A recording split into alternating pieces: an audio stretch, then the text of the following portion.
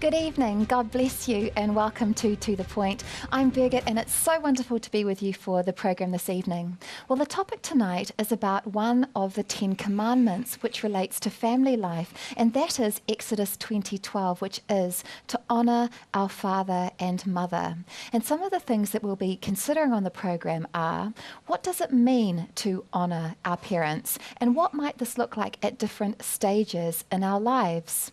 What happens if we've had a very difficult or painful experience with our parents?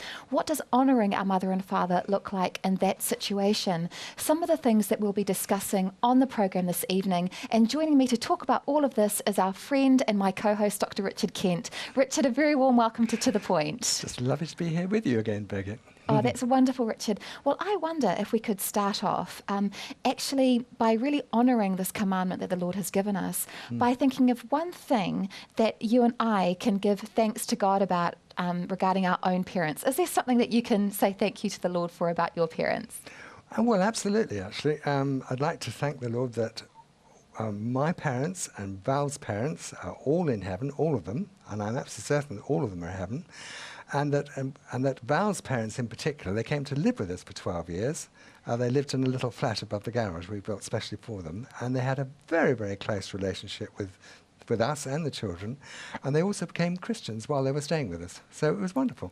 That is an amazing testimony, and I know that we're going to touch on that again as the program goes on, because we're going to be considering practical ways that we can care for and honour our ageing parents. So that's just a wonderful testimony that you've been able to start with. And I guess I would say, as I'm thinking about ways to be thankful to my parents, it is literally that they were both so incredibly loving, and that might sound like a simple thing to say, but it's a profound thing that both my parents loved me fully, and I'm so grateful for the way they nurtured and have cared throughout my whole life. It is a great blessing, and sometimes we can overlook the blessings of these things, but I truly am so grateful to my parents and honour them for that. So it's just wonderful to begin by really giving thanks to God, particularly as it relates to our mother and father. Absolutely. So Richard, I'm just aware that not everybody has such a positive experience when it comes to an earthly mother or father, but for those in that situation, we do have the promise of a heavenly Father who is perfect in every way, who is loving, good and compassionate. And there is a parable in the Bible which I know that you're going to talk with us about, which really helps us to understand that and illustrates our perfect heavenly Father. So I wonder if you would begin the discussion by talking to us about this parallel of the prodigal son. Right, well, I'd love to talk about, we're going to see a video about the prodigal son, but when we watch the video, just remember that the prodigal son is a picture of each one of us, because this prodigal son left the father's home and went off and did his own thing, and he went and spent all his money, his inheritance, on prostitutes and crazy living, but he repented and he came back. And in the video, you're going to be seeing how the father came out, was absolutely thrilled and delighted, and threw his arms around the son and gave him a big welcome home, in spite of the fact that he'd been often really been very foolish. But remember, that's a picture of each one of us, and also a picture of our loving Father, because each one of us has gone away and gone astray. We, like sheep, have gone astray, each of us unto our own way. But God is full of compassion and welcomes us back into his family again. Have a look at this video now. And when he came to himself, he said, "How many hired servants of my father's have bread enough and to spare? I will go to my father. I will say unto him, Father, I have sinned against heaven and before thee, and am no more worthy to be called thy son. Make me as one of thy hired servants." And he arose and came unto his father. But when he was yet a great way off, his father saw him and had compassion, and ran and fell on his neck and kissed him. And the son said unto him, Father, I have sinned against heaven and in thy sight, and am no more worthy to be called thy son.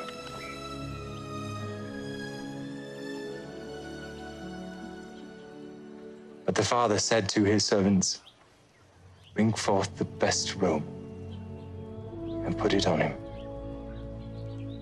And put a ring on his hand and shoes on his feet. And bring hither the fatted calf and kill it, and let us eat and be merry. For this my son was dead and is alive again. He was lost and is found. And they began to be merry. Welcome back to the point. Well, the parable of the prodigal son there, just to begin our discussion and to illustrate the response of the father, a response of love and of grace and of compassion and celebration over the son that returns. So it's a really wonderful way to begin our reflection on parents and fathers and mothers this evening. So Richard, thank you so much for that. And I just wonder if you would be able to read for us the passage in Exodus which we're basing our discussion on, which is Exodus 20:12. Certainly can. So this is one of the 10 Commandments, Exodus 20:12.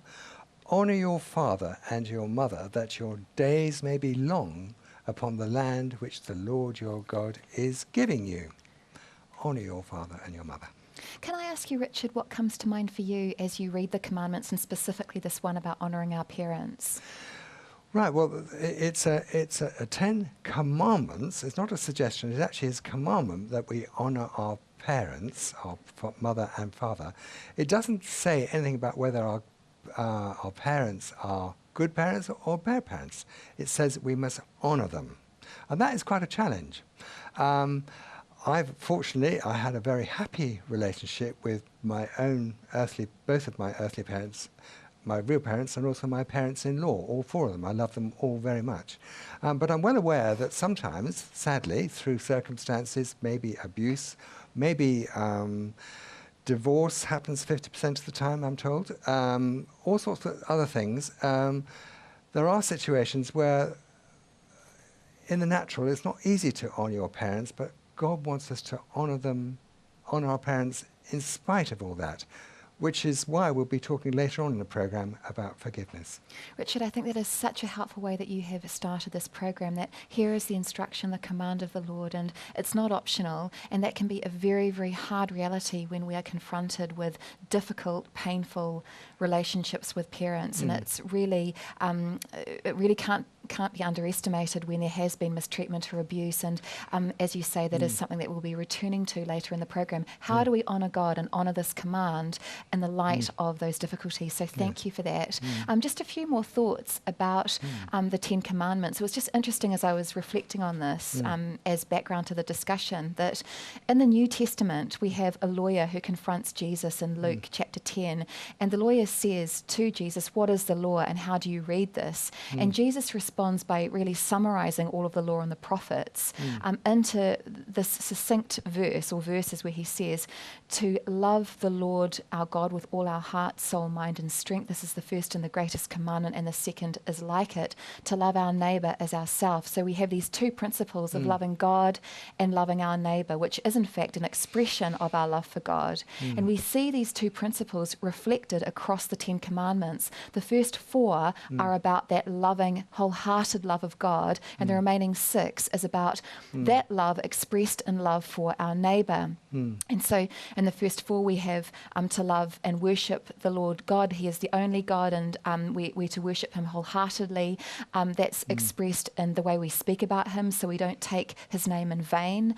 We dedicate, in the Old Testament context, dedicating a day of rest and worship to the Lord in terms of a Sabbath.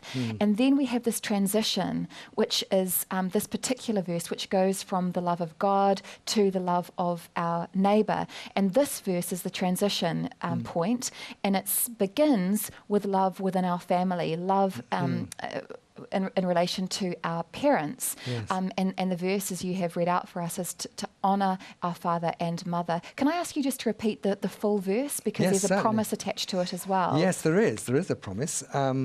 It's actually Exodus 20, verse 12, honor your father and your mother, that your days may be long upon the land which the Lord your God is giving you. So can I ask what you think about that? Because we've read the commandment, and the verse itself gives us the reason why. And it's to do with long life and the land being blessed. Yes. Paul in the New Testament refers to this as the first commandment with a promise, which you've just read. Can I ask your thoughts on that? Well, it is a commandment with a promise. The other ones are commandments, but there's no promise attached.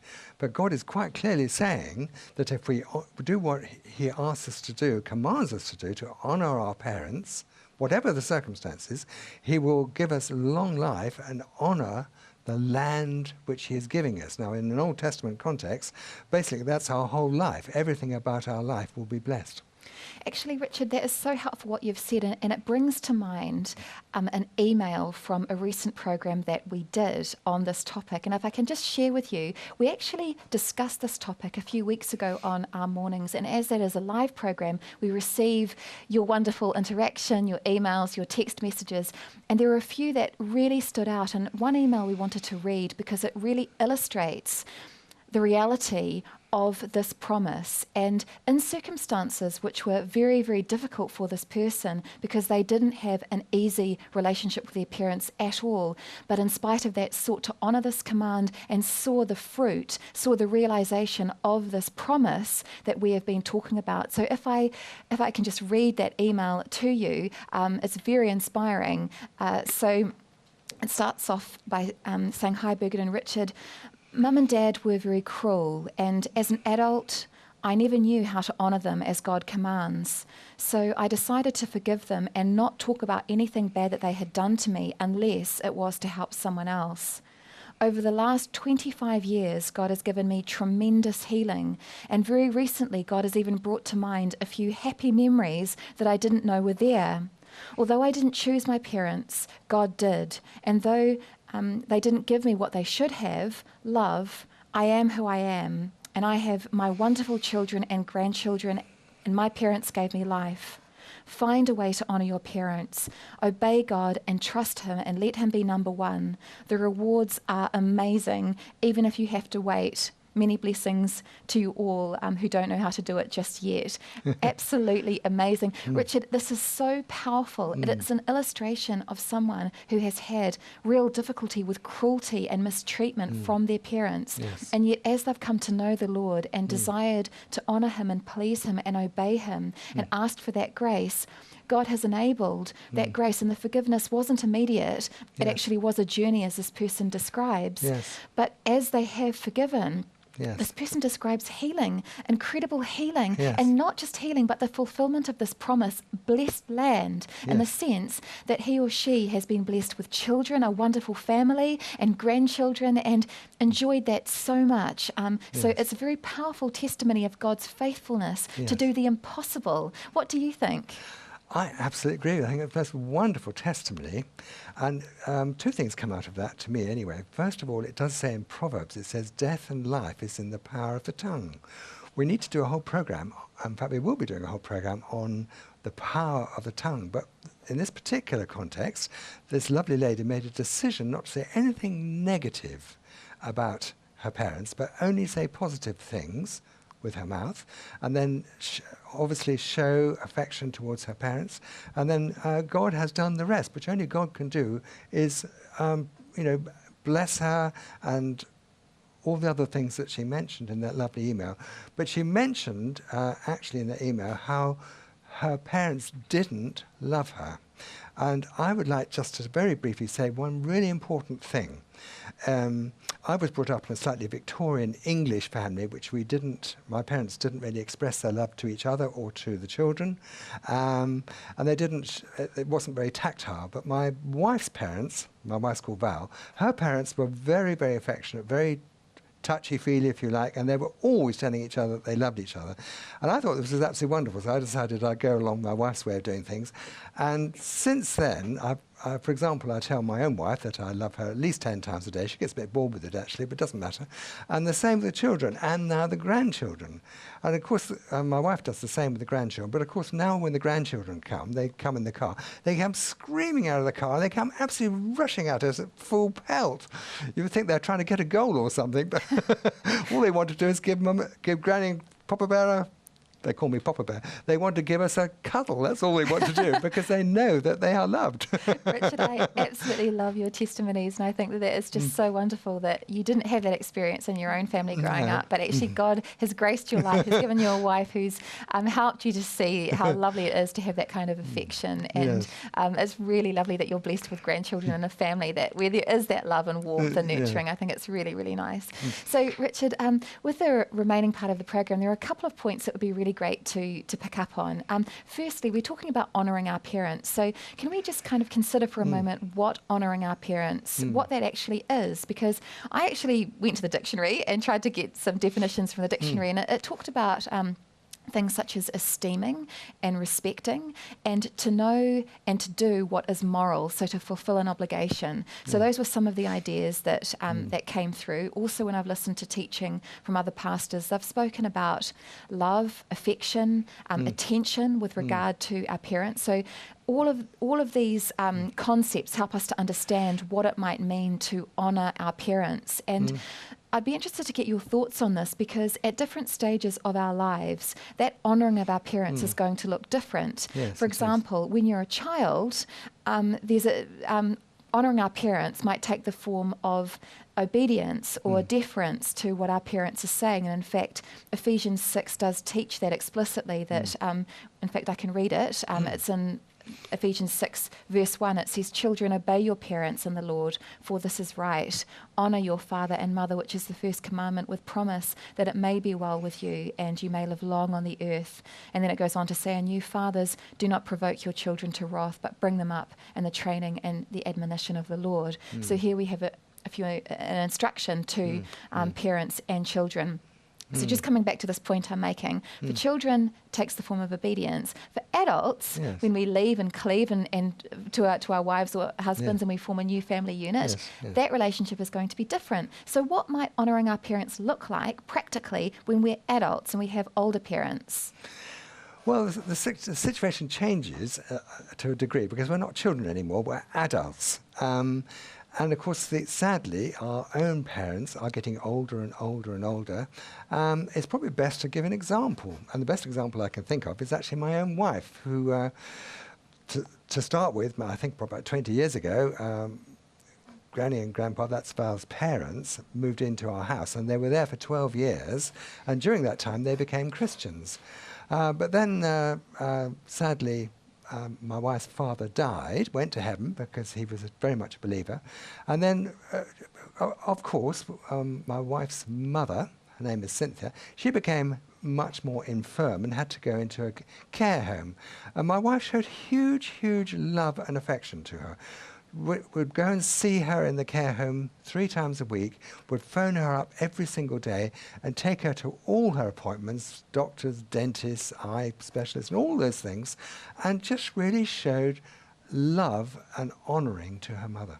Richard, it is just wonderful to hear that testimony of your wife Val and how she expressed that love and honouring of her mum. And it's very helpful what you've said there, that she cared for her practical needs, where she could actually take her out and help her with medical appointments, for example. She was attentive to her mum. She called her and had that daily contact and ministered to her in that way.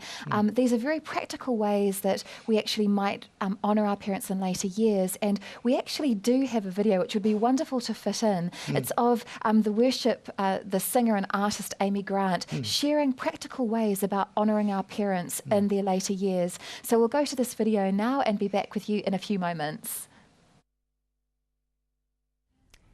Hi there, I'm Amy Grant, and I just wanted to offer a few tips that have been so helpful to my sisters and me caring for my aging parents.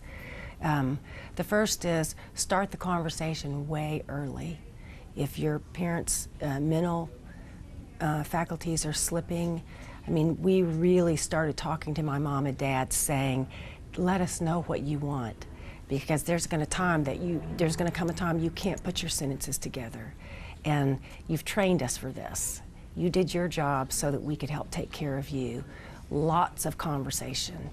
Another thing would be, our parents lived by themselves, and then one of my sisters and her husband moved in with them. But little things like making meals, even before your parents are showing signs of dementia or Alzheimer's, a lot of times nutrition tends to not get as much attention. And so even a few years ago, we started taking turns making good, healthy, well-balanced meals and taking them by. Another thing is, in the same way, this is after a lot of decline, but we found that especially my dad loved games.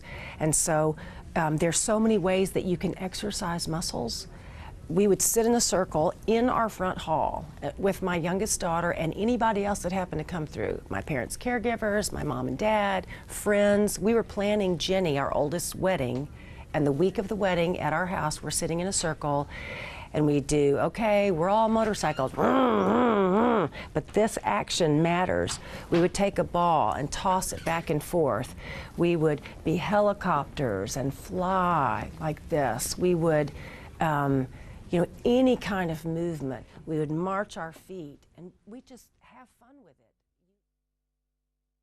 To the point, Amy Grant sharing some helpful and practical tips on how to care and honour our parents in their later years. In the remaining minutes, we were hoping to fit in to touch on this theme of mistreatment at the hands of our parents, difficult or painful relationships, and how we might honour our parents in that kind of situation.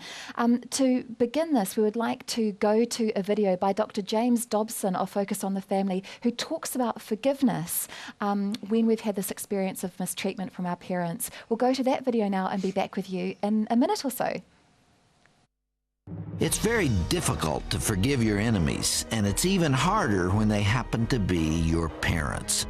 When we're kids, our needs and feelings are so intense that the wounds and injuries suffered during those early years often stay with us for a lifetime. And the pain is immeasurably worse when the one who has wronged us was a parent. Maybe a mother rejected us and tore us down instead of giving us the love and compassion that we needed. Maybe a father was alcoholic or abusive. Many people find that even 20 or 30 years later, the resentment and anger are still very much alive in their minds. They want to let it go, but they have a hard time accepting the simple truth. The only way to get free of that kind of bitterness is to forgive. It's much easier to talk about than to accomplish, of course, but those who can't forgive, those who feel they have a right to hate, and therefore they do so, are the ones that suffer. That kind of unresolved anger burns up everything it touches. Perhaps that's why Dr. Arch Hart said, "Forgiveness is giving up my right to hurt you for hurting me." When we find the emotional maturity to release those who have wronged us, that's when the hurts finally start to heal. Welcome back to the Point. Dr. James Dobson sharing about the importance of forgiveness when there has been an experience of mistreatment at the hands of our parents. Richard, a very, very difficult topic, and in 2 minutes it's not possible to do justice to this. It might be something that we can return to, and as we've said, this is something that cannot be taken lightly, and it's something that probably has affected many, many people watching mistreatment or abuse in many ways, actually, at the hands of parents. Sometimes you hear testimonies which are extraordinarily difficult. It can be a case of incest, a case of physical violence, a case of criticism and abusiveness in what's said. Very, very difficult if we really put ourselves in that kind of position. Years of abuse, and yet we have this command from the Lord, and James Dobson encouraging us to forgive. In the remaining minute, can I ask your response to what Dr. James Dobson shared? Well, I love what Dr. James Dobson has to say. Remember, Jesus said, how many times should we forgive? 7 times? No, 70 times 7. In other words, indefinitely. And it's not an option. We must forgive, because remember, we only became God's family because God forgave us. And it says in the Lord's Prayer, if we don't forgive other people, then God won't forgive us. Forgiveness is absolutely essential and not optional. We must forgive everybody, and especially our parents. Thank you so much, Richard. And I I would say that it's very helpful to point out that sometimes, even though God gives us the grace to forgive, that doesn't necessarily mean that we are called to continue on in a relationship where there's the possibility of damage, or if that's going to be destructive. But our pastors, our counselors, the Lord himself can give us wisdom in our own particular situations. But even though that might be the reality, we can still honour and forgive in our attitudes towards our parents. So we have 20 seconds left. We have to draw the discussion to a conclusion there. Thank you so much for sharing your testimonies and all of your input on this topic tonight, Richard. Thank you so much for joining us on To The Point. It's been such a blessing to be with you. We look forward to being with you next week, and in the meantime, may God bless you. Bye-bye.